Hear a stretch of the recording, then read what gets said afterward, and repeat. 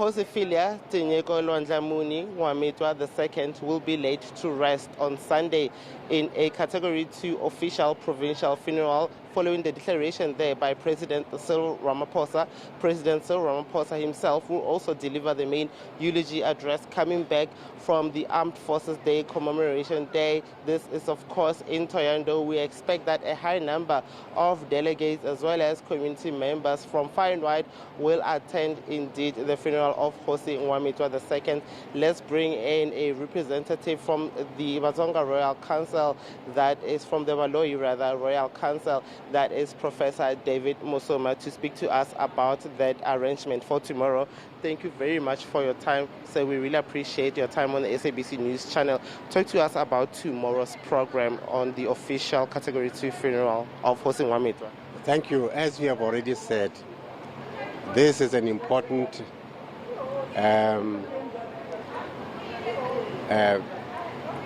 status offered to our late Hosi Dr. N'wamitwa for her service in this community and in the nation and across some parts of Africa. Tomorrow, the program will start off at 7 o'clock with a number of cultural performances that will include Pedi cultural performances, Bavenda cultural performances, Vatsonga cultural performances, until 8:30.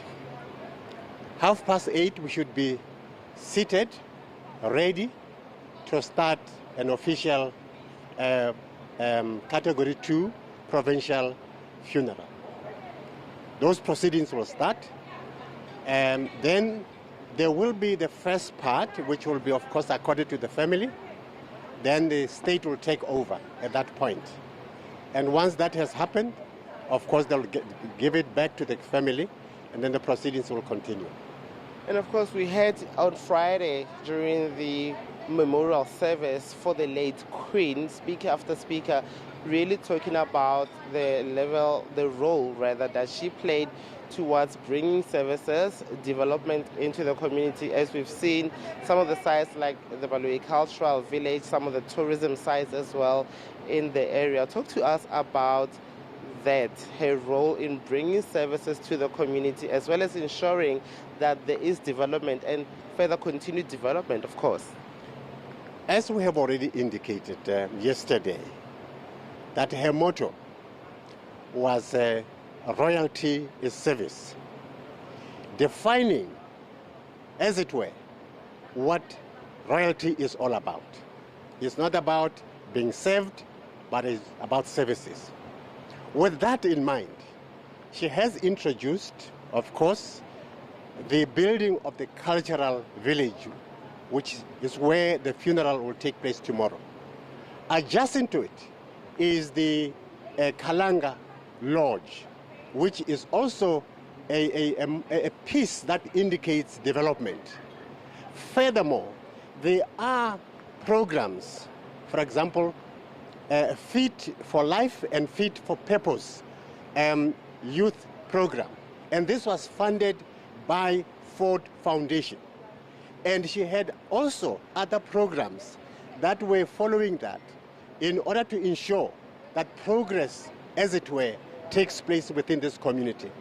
With the establishment of the advisory board to the council, she had in mind that when the committees are founded on education, on communication and information technology, on investment, on finance, on land acquisition and development, that committees must be formed in each and every ward.